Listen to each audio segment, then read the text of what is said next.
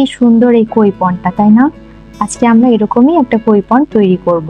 তাহলে আর দেরি না করে শুরু করা যাক।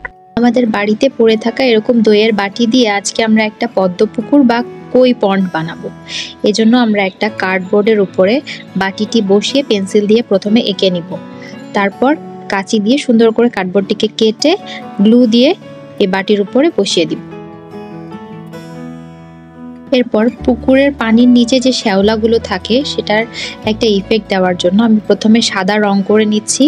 এরপর কিছুটা কালো রং দিয়ে দিব এবং কিছুটা শ্যাওলা কালার করার জন্য এর মধ্যে কিছুটা সবুজ কালারও যোগ করব। আস্তে আস্তে করে প্রত্যেকটা কালার দিয়ে আমরা একটা শ্যাওলার মতো তৈরি করার চেষ্টা করব। এরপরে আমরা পানির ইফেক্ট আনার জন্য এর উপরে ভার্নিশ অ্যাপ্লাই করব। এক্ষেত্রে আমি অ্যাক্রিলিক ভার্নিশটি ব্যবহার করছি। আপনারা অন্য যে কোনো ভার্নিশ ব্যবহার করতে পারেন। একটা চকচকে ভাব নিয়ে আসার জন্যই মূলত এখানে আমি ভার্নিশটি ব্যবহার করছি, যাতে দেখে মনে হয় যে পানির নিচের অংশগুলো চকচক করছে এরকম। এরপর একটা সবুজ রঙের ক্লেকে এরকম করে বেলে নিব।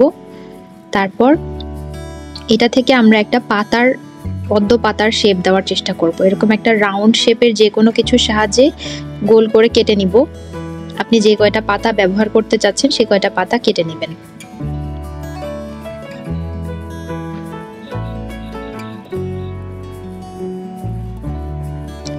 এই তো পাতা কাটা হয়ে গেলে একটা ব্লেডের সাহায্যে এটা তুলে নিব। তুলে নিয়ে আমরা এটার মধ্যে একটা ভি আকৃতির করে কেটে নিব। এরপর একটা টুলসের সাহায্যে আমরা পাতার ভিতরের যে দাগগুলো থাকে সেগুলো দিয়ে দিব।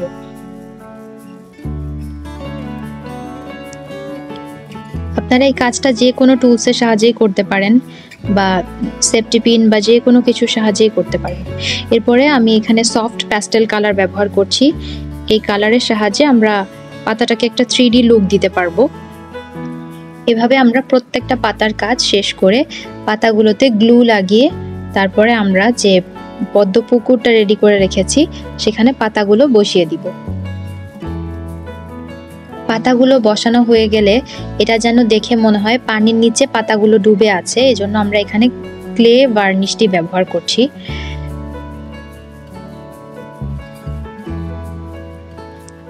এখানে আমি আমার প্রয়োজন মতো ভার্নিশ নিয়ে অ্যাপ্লাই করে দিচ্ছি। এরপরে আমরা পদ্ম ফুল বানিয়ে নিব। এজন্য একটা ক্লেকে এভাবে করে চাপ দিয়ে মাঝখানের অংশটা তৈরি করে নিব এবং পাতাগুলো তৈরি করার জন্য এভাবে হালকা প্রেস করে নিয়ে একটা টুলসের সাহায্যে আমরা পাতার মাঝখানে শেপগুলো দিয়ে দিব। এরপর সামনের দিকটা একটু সরু করে নিব যাতে পাতার একটা পারফেক্ট শেপ চলে আসে। এভাবে করে আমরা প্রত্যেকটা পাতা সেট করে দিব।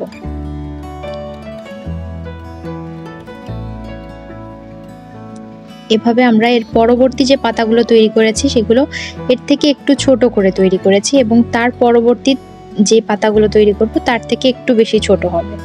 এভাবে 3 ধাপে পাতাগুলো বসিয়ে দিব।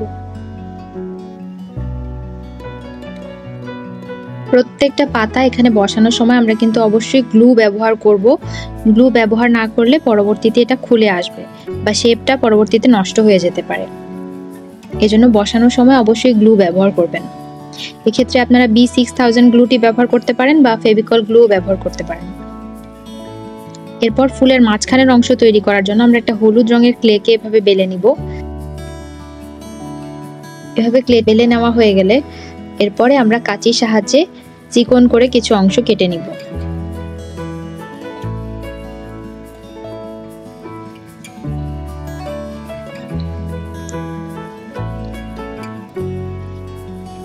এরপরে আমরা ছোট ছোট করে এই রেণুগুলো কেটে নিব। তারপরে এই পুরো ক্লেটাকে ভাঁজ করে রোল করলেই আমাদের মাঝখানের যে রেণুগুলো থাকে সেগুলো তৈরি হয়ে যাবে। আমরা সেম ভাবে প্রত্যেকটা ফুল তৈরি করে নিব এবং এভাবে রেণুগুলো তৈরি করা হয়ে গেলে আঠার সাহায্যে আমরা ফুলের মাঝখানে বসিয়ে দিব, যাতে এটা দেখতে পদ্ম ফুলের মতোই লাগে।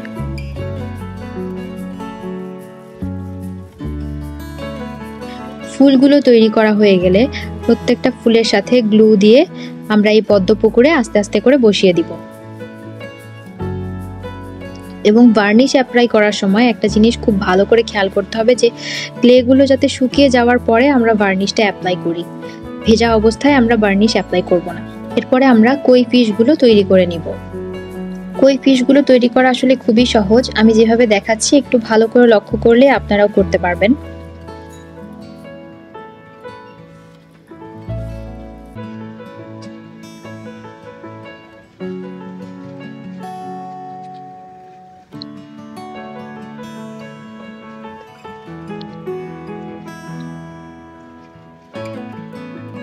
এভাবে একটা সাদা রঙের ক্লে নিয়ে আমরা মাছের লেজ এবং উপরের পাখনাটা ভালো করে তৈরি করে নিব।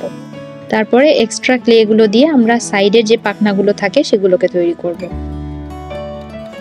এরপরে আপনার পছন্দ অনুযায়ী যে রং আপনি ব্যবহার করতে চান সেই রং ব্যবহার করে দিলেই আপনার কই ফিশ তৈরি হয়ে যাবে।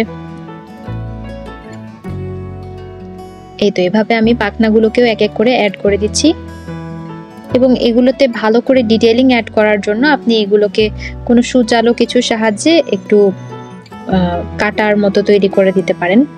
এক্ষেত্রে আপনি কাঁচি বা ব্লেড যে কোনো কিছু ব্যবহার করে এগুলোকে একটু পাখনার মতো শেপ দিয়ে দিতে পারেন। এক্ষেত্রে আমি কাঁচি ব্যবহার করছি, আপনারা আপনাদের সুবিধা মতো যে কোনো টুলস ব্যবহার করতে পারেন।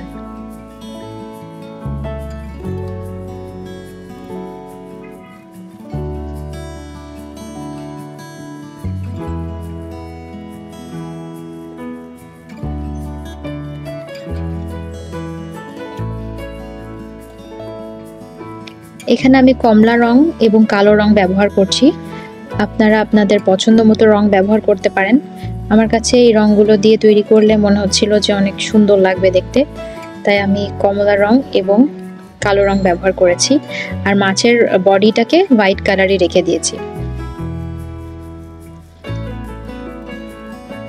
এখানে আমি অ্যাক্রিলিক কালার ব্যবহার করছি। এরপরে আমরা চোখগুলো এঁকে নিব, এরকম চিকন একটা তুলির সাহায্যে আমরা এগুলো এঁকে নিব। এরপরে আমাদের এই পদ্ম পুকুরের মধ্যে আমরা একে একে কই ফিশগুলো ছেড়ে দিব। পাতার উপরেও আমরা ভার্নিশ অ্যাপ্লাই করেছি এবং মাছগুলো দেওয়ার পরেও কিন্তু আমাদের ভার্নিশ অ্যাপ্লাই করতে হবে, যাতে দেখে মনে হয় যে মাছগুলো পানিতে ডুবে আছে। এক্ষেত্রে আপনারা ভার্নিশ না ব্যবহার করে রেজিনও ব্যবহার করতে পারেন, তবে কেউ চাইলে ভার্নিশও ব্যবহার করতে পারেন। এবারে আমি একে একে মাছগুলো ছেড়ে দিব।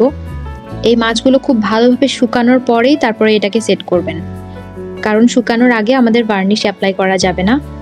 ভালোভাবে শুকিয়ে নিয়ে তারপরেই ভার্নিশ অ্যাপ্লাই করতে হবে।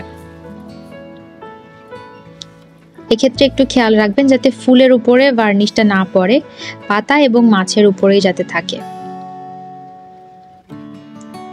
এভাবে একটা ব্রাশের সাহায্যে আপনারা ভালো করে ভার্নিশটি অ্যাপ্লাই করে দিবেন। আর আপনারা যদি এক্ষেত্রে রেজিন ব্যবহার করতে চান সেক্ষেত্রে আপনারা এপক্সি রেজিন বা ইউভি রেজিন যে কোনো রেজিনই ইউজ করতে পারেন।